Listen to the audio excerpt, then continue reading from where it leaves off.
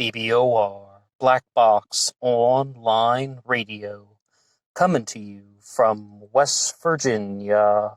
Black Box Ned 88 on Instagram for the bonus podcast. The first thing I would like to say is thank you to everybody who listened to our upload on the Zodiac Killer and the Manson family, where we explored three possible connections.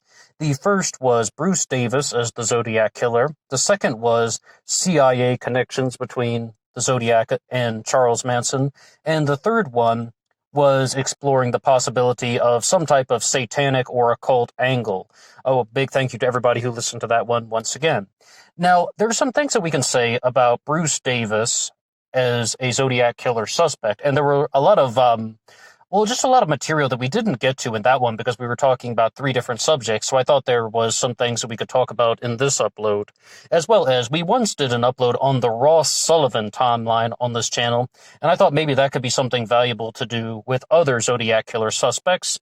So welcome to our discussion on Bruce Davis and the timeline of events. Now, this one might seem a little bit backwards, but first I would like to talk about two particular theories of Bruce Davis, and the first one we're going to explore is the timeline of the Bruce Davis theory. First, we would need to begin on December 20th of 1968, the Lake Herman Road shooting. In this event, in the Bruce Davis theory, thinking about Bruce Davis, a member of the Manson family, as the Zodiac Killer, Bruce Davis would not be the shooter at Lake Herman Road on December 20th of 1968, the murders of David Faraday and Betty Lou Jensen. Once again, I repeat, Bruce Davis would not be. Well, then who would be? A member of a biker gang that was involved with the drug trade. Bruce Davis is very famously Charles Manson's right-hand man. Charles Manson had at least three people that were deemed his right-hand man at different times. Bruce Davis is one, Tex Watson is number two, and Paul Watkins is number three. But the thing about the Manson family is they were very much connected to biker gangs, drug dealing, prostitution, and possibly private pornography. So there's a very specific reason why we would say that somebody from this biker gang committed the murders of David Faraday and Betty Lou Jensen. Number one, the Zodiac did not report this immediately. Number two, this was something that was not alluded to in any single way. There are no witnesses. No one reported any descriptions because both of the victims were deceased.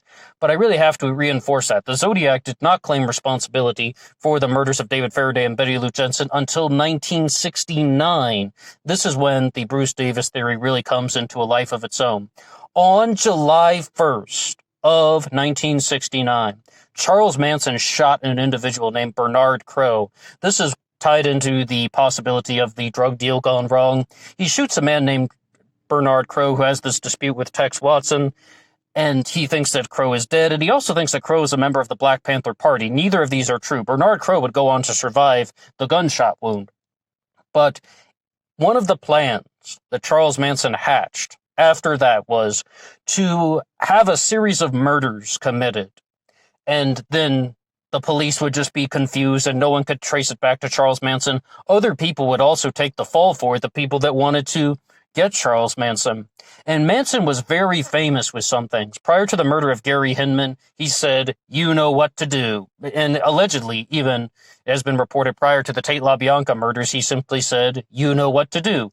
Well, what could he have told Bruce Davis after the shooting of Bernard Crowe? You know what to do. Bruce Davis goes to San Francisco and commits the murder of Darlene Ferrin, July 4th, 1969, the shooting at Blue Rock Springs Park. He committed that particular murder as a way for Charles Manson maybe to use this in the future. Maybe this would be of some benefit to Charlie, but also because Bruce Davis wanted to do something. Right-hand man, always number two. This is something that he wanted to get out of. He wanted this to be Bruce's accomplishment, Bruce's criminal masterwork. And then that launched into the Zodiac Killer, sending confusing messages. The ciphers, the letters, these are all meant to be possible diversions for the police, as well as the California media. Maybe Charles Manson could find them useful, but there are people that talk about this online. When you're just like reading comments and such, they're saying They believe that the Bruce Davis theory is independent of Charles Manson. He was Charles Manson's right-hand man, member of the Manson family, but he did this just for the reason that we laid out. He wanted this to be Bruce's victory. He wanted this to be Bruce's criminal accomplishment. And, I mean, another thing to say is, there is a Zodiac incident in September of 1969. September 27th, 1969, we have the Lake Berryessa stabbing. Why not in August? Because in August, Bruce Davis is not in San Francisco. He goes back down to Los Angeles, the LA areas. Then you have the Tate LaBianca murders. Bruce Davis would go north again to San Francisco and Vallejo, the Bay Area, Napa, all of these areas, and he would commit the Lake Berryessa stabbing. 2 weeks later is the Paul Stein murder, and of course then there's the mailing of the ciphers. The 340 cipher comes out in early November. It is not until, what was it? Was it January 2nd, 1970? It's not till the very beginning of, after December of 69, that Bruce Davis is taken into custody. And I believe he actually turned himself in for that one. Okay, that is something that you've heard. Now, that is one variant of the Bruce Davis theory. And I said we were going to talk about two things. The second one, I'm giving a big shout out to an individual named Caleb. I don't know his last name, but he is the person who wrote to Bruce Davis in prison and was like, hey, people are saying this stuff about you on the internet, about how you're the Zodiac killer. What do you have to say about it? And Bruce Davis responded. When we did our Bruce Davis upload back in 2019, I was like, Bruce Davis didn't exactly write a letter in response. He did say, Dear Caleb at the end, but what he did was he wrote these little chicken scratch notes on the paper that Caleb had written him. And I was like, I can't even read that. So I tried to put in a little bit more time, and I think I've got most of it deciphered. Okay. Is Bruce McGregor Davis the Zodiac killer? And this is the letter that was sent to him by Caleb. And we should say, when you see Bruce M. Davis, his middle name was McGregor. I think I once previously said it was McGuire. Excuse me if I've done that, but is Bruce McGregor Davis the Zodiac killer? Bruce Davis was born on October 5th, 1942, in Monroe, Louisiana. He later moved to Tennessee, where he attended Roane High School and held the position of editor-in-chief of the school yearbook. He also won a Scholastic Award in social science. In 1961, after graduation, he went to college in Knoxville. Davis first came out to California in 1962. He worked in Lake Tahoe, and he says he had a fake driver's license. One interjection about that, Bruce Davis has said very clearly that, he doesn't seem to dispute that he had the fake driver's license. This was not abnormal at the time because California didn't put the photos on the driver's licenses until 1970, the early 70s. So in the 1960s, this is something that you will hear about in California true crime from time to time. He worked in Lake Tahoe and says he had a fake driver's license. He spent some time along the coast and traveled to Seattle, where a friend saw him purchase military shoes at a PX. He came back to California in 1963 and where a couple was murdered in Santa Barbara that same year, and made money working various jobs. He returned to Tennessee but relocated back to California in 1964, near the time of the San Diego honeymoon murders. He lived in Anaheim, Riverside, Buena Park, and Costa Mesa, and spent some time in Newport Beach. Zodiac victim Sherry Jo Bates frequented this location. And of course, Sherry Jo Bates was murdered in Riverside, California, October 30th, 1966. During this time, he was a welder, painter, pipe fitter, general construction worker, longshoreman, farm laborer, bar assistant, road surveyor, mechanic, finally dropping out of society in November of 1966, at the same time that the Zodiac wrote the Bates confession letter. Davis became a transient undergrounder. Riverside City College was undergoing renovation from 65 to 67, and it is believed that Davis worked on a project there from time to time. Okay, now I mentioned that Bruce Davis has responded to all of this. He is still in prison, mind you. At the time of this recording, he is still alive, age 77, and he's still in prison. However, let's say some of his things. Number one, Bruce is very keen to note that when there are these multiple things in the Bruce Davis theory, a friend saw him purchase military shoes. What he simply says is the writer can always say that a friend said this or a friend said that. That is not really evidence. He's like, simply saying that these are just rumors. As far as living in Newport Beach, Riverside, and Costa Mesa, he says he has never lived there. Buena Park was true, but Anaheim was true, but he says he's never lived in Riverside, California. He also says that he was never a longshoreman, he was never a mechanic, and he was never a pipe fitter. All of these are very much true. They're very much false. False. He says that these are not true. Now to the hard piece of evidence. In the original Bruce Davis theory, it was that he committed the Lake Herman Road murders in the original version. Then what he did was he left the country and went to England. And then he spent some time in Europe, other parts of Europe on the continent, and then into North Africa, actually, for a time. And the next piece we have here in the letter, I think let's just hear the theory, then we can talk about it. In September of 1967, Davis met Charles Manson and became an ardent follower. He traveled to England and other countries to spread Manson's word. While in England, he associated with occultists and a coven of witches in Manchester.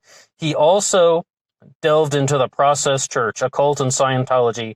He had studied these other groups in the early 1960s. He worked in the mailroom at the Center for Scientology in England, but was fired for drug use and then moved back to California in December of 1968, near the time of the December 20th Lake Herman Road attack. After engaging in Manson family activities, including these two murders that we mentioned, including the murders of David Faraday and Betty Lou Jensen, he went back to England and was there until 1969. Bruce Davis has written very clearly on this letter that he's saying, no, that is not true.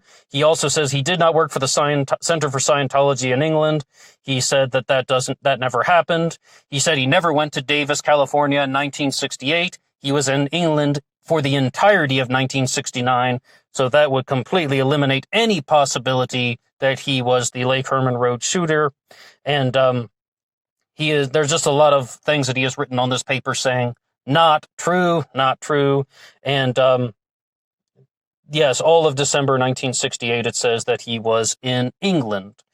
Now, Davis finally surrendered to the Los Angeles authorities on December 2nd, 1970. Excuse me for saying January 2nd earlier. He surrendered to the authorities December 2nd, 1970. He was tried and found guilty of 2 murders and sentenced to life in prison. Those are talking about things that the Manson family committed, of course, not anything to do with the Zodiac.